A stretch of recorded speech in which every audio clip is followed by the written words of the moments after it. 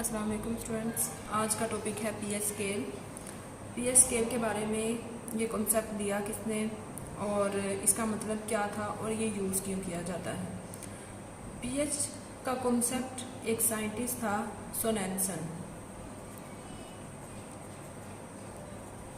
Sorensen ने 1909 में ये कॉन्सेप्ट दिया। सोरेनसन ने 1909 में कॉन्सेप्ट दिया पीएच के बारे में और पीओएच के बारे में। पीएच और पीओएच जो है ये था क्या, किस चीज़ की कंसंट्रेशन फाइंड आउट करने के लिए इसे यूज़ किया जाता था। तो पी वर्ड जो है, जो आपको यहाँ नज़र आ रहा है पी और ये वाला पी, ये जर्मन वर्ड था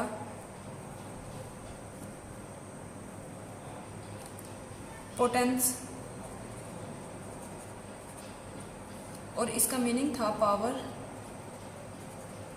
और कंसंट्रेशन। पावर और कंसंट्रेशन। आर्हेनियस कॉन्सेप्ट में आपने पढ़ा कि अगर कोई भी लिक्विड है, a substance which dissociate in aqueous solution to give hydrogen ion, वो एसिड्स थे, और a substance which dissociate in aqueous solution to give hydroxyl ion, वो बेस थे। तो अगर हाइड्रोजन आयन आए तो एसिड और अगर हाइड्रोक्सल आयन आए तो बेस। ये आपने आर्हेनियस कॉन्सेप्ट में पढ़ा था। यहाँ पर आज डिस्कस करेंगे वाटर ऑटो आयनाइजेशन। आयनाइजेशन आपको पता है, वाटर जो है वो वीक इलेक्ट्रोलाइट है।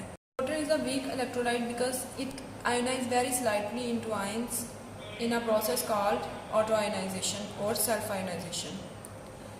अब वाटर सेल्फ आयोनाइज होगा एट रूम टेम्परेचर और रूम टेम्परेचर है 25 डिग्री सेल्सियस। इसकी इक्वेशन देखते हैं, इसकी जो मेजर्स इसको किया गया किस तरह से किया। किसी भी एसिड की अगर एसिडिटी फाइंड करनी है तो पीएच यूज़ होगी, और अगर किसी भी बेस की आपने उसको देखना है कि वो सॉल्यूशन बेसिक है तो पीओएच यूज़ होगा। इसकी डेरिवेशन देखते हैं किस तरह से इसे ड्राइव किया गया।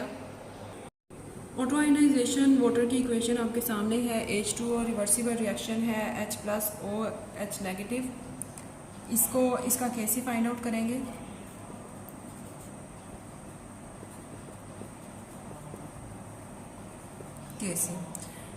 कैसे में क्या आएगा, प्रोडक्ट ऊपर आएंगे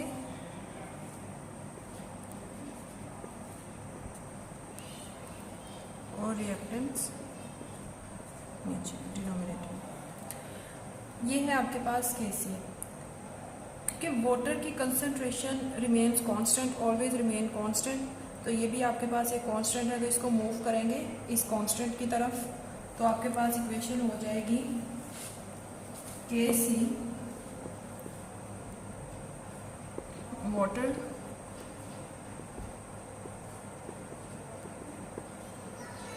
OH नेगेटिव।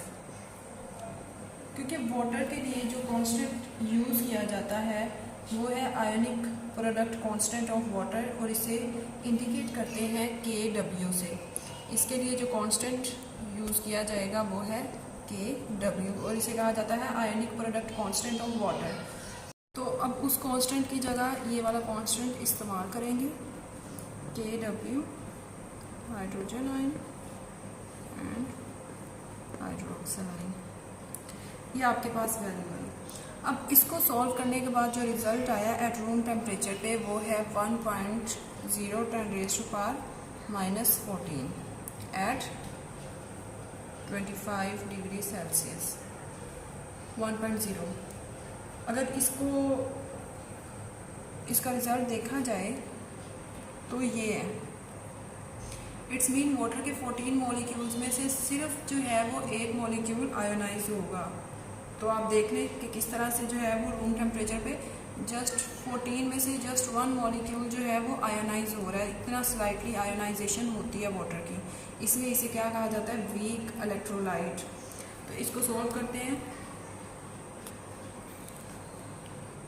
वाटर प्रोड्यूस करेगा 1 molecule of hydrogen ion and 1 hydroxyl ion. दोनों इक्वल हैं, तो अगर OH की जगह भी हम लोग हाइड्रोजन लिख दें H प्लस, तो ये आपके पास क्या हो जाएगा, ये आएगा।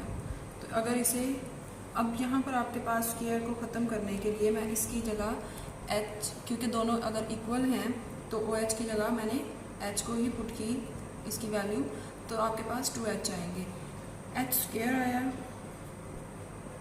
और स्क्वायर को किस तरह से ख़त्म किया जाता है, स्क्वायर रूट लेके, और इसकी वैल्यू क्या थी 1.0 10⁻⁻14। इसका स्क्वायर रूट लेंगे तो ये आपके पास, इसको सॉल्व करेंगे तो आंसर आपके पास आएगा -7 में। तो ये आंसर है 1.0 10⁻⁻7 m एट 25 डिग्री सेल्सियस। तो ये आपके पास आंसर आया 1.0 10⁻⁻7। अब क्योंकि माइनस में वैल्यू आई है तो नेगेटिव वैल्यू मींस बहुत ज़्यादा स्मॉल वैल्यू है।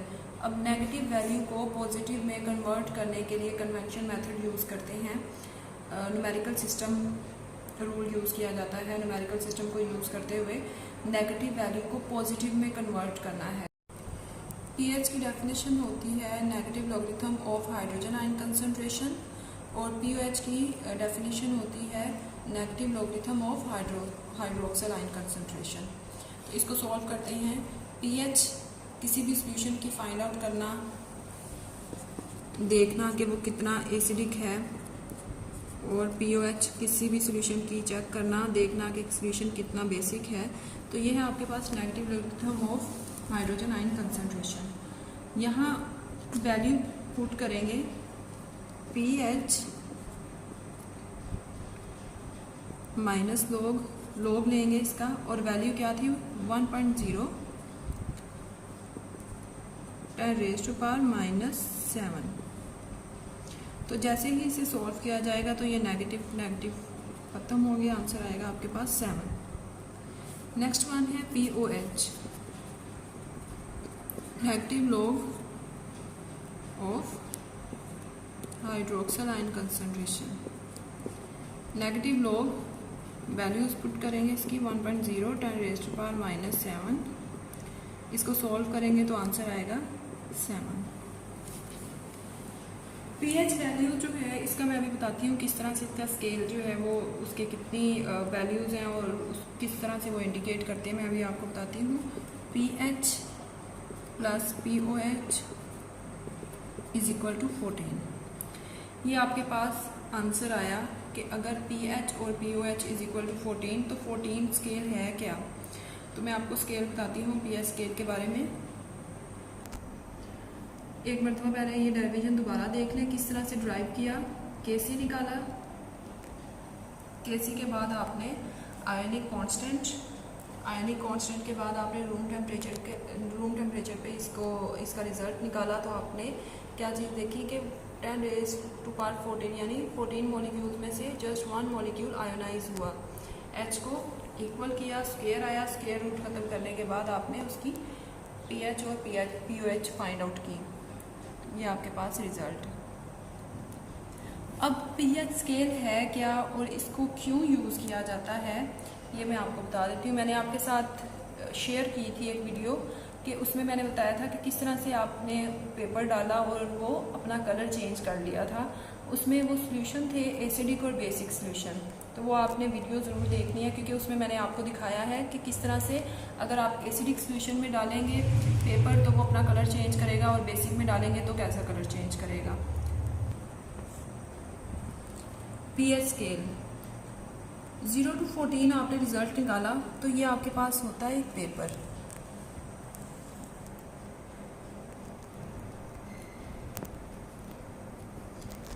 इस पेपर में वैल्यूज 0 to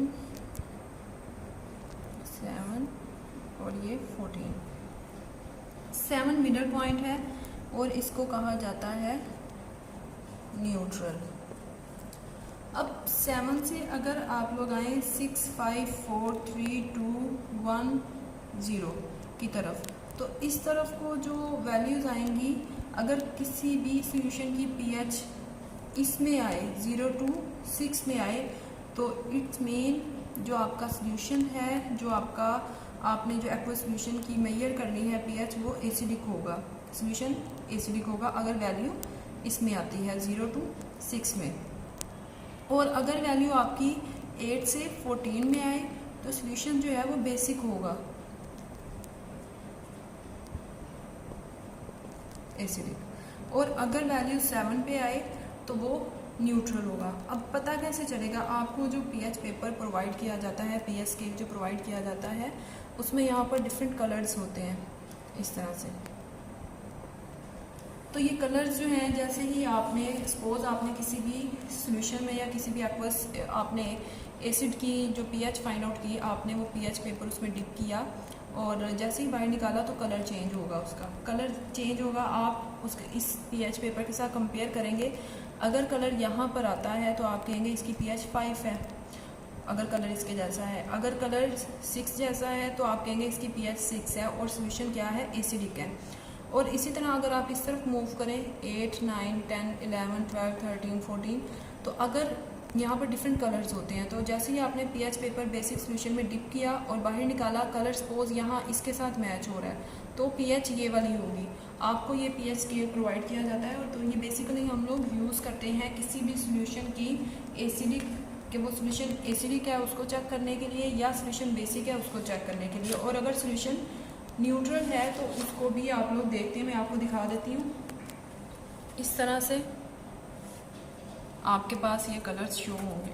अगर इस कलर पे आ जाए, अगर 7 ग्रीन कलर पे आता है तो आप क्या कहेंगे कि न्यूट्रल है वो सॉल्यूशन, यानी जैसे वाटर है, अगर आप उसमें पीएच पेपर डिप करते हैं तो वो ना एसिडिक है ना ही वो बेसिक है, तो उसकी पीएच क्या आएगी, न्यूट्रल आएगी, 7 आएगी। और अगर आप किसी भी एसिडिक सॉल्यूशन में या कोई भी आपके पास HCl है, H2SO4 है, HNO3 है, अगर आप उसकी पीएच फाइंड आउट करेंगे तो आपके पास क्या होगा कि या तो वो इन कलर्स में आएगी, और अगर वो स्ट्रॉन्ग एसिड है तो वो फिर पीएच उसकी ये होगी, ये हाईली एसिडिक होता है। ये देखें,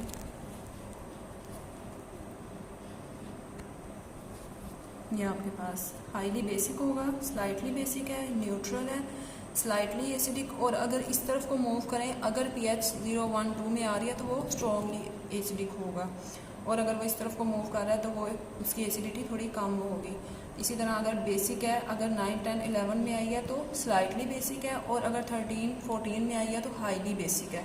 तो ये आपके पास है पीएच पेपर, और आपने पीएच और पीओएच को निकाला। और अगर आपसे डेफिनेशन पूछ ली जाए कि what is pH, define pH या डिफाइन पीओएच, तो आप बताएंगे negative logarithm of hydrogen ion concentration, और अगर पीओएच की आ जाए तो negative logarithm of hydroxyl ion concentration.